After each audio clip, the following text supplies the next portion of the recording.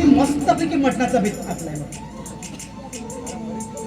कारण बरेच दिवस झाले मी मटण पुष्कळ दिवसाची खाल्लेली आहे आणि माझे तर दात असे मचमच करून राहिले की कधी खातो कधी नाही.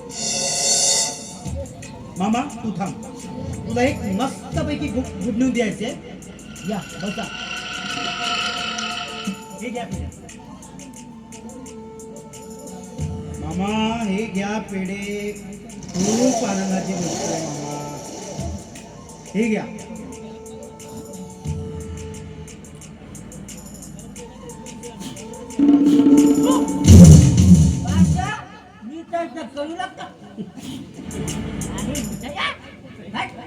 मिठाई कडू आहे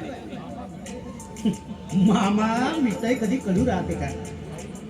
काय बोलून राहिला मामा? बघ माझ्या बाळाचा पायगुण. अरे माझ्या लक्ष्मीच्या पायानं आज मी बाप होणार आहे. खाताना मिठाई गोड लागते, अति गोड. पैशाच्या आणि शौकाच्या अडथळ्यामध्ये माणसं कशी दुसऱ्याच्या शापाला स्वतःचं नाव देतात आणि काय म्हणून सांगतात? माझं बाळ म्हणून सांगतात. मामा तुला काय बोलायचं स्पष्ट बोल. शांत डोक्यानं विचार कर भाषा. बोला शांत डोक्यानं विचार कर. बिलकुल.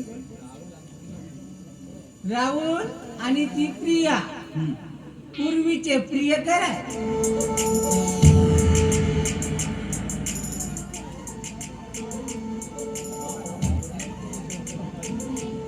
ठीक आहे मामा, तुमची गोष्ट मला मान्य आहे. पण राहुल आणि प्रियाचं प्रेम संबंध हे लग्नाच्या पूर्वी होतं, पण त्यांचा लग्नानंतर काही संबंध नाही. घोडा रे घोडा, माझा विश्वजीत भाषा घोडाच आहे. हे बघ भाषा, तुला सांगत आता माझ्यापेक्षा तुला तुझ्या बायकोवर विश्वास वाटतो का? ठीक,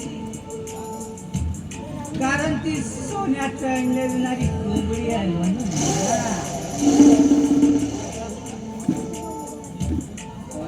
पण एक सांगतो भाषा, मी अनेकदा या घरात त्या दोघांना बघितलंय काय करताना, एकमेकांना मिठ्या मारताना.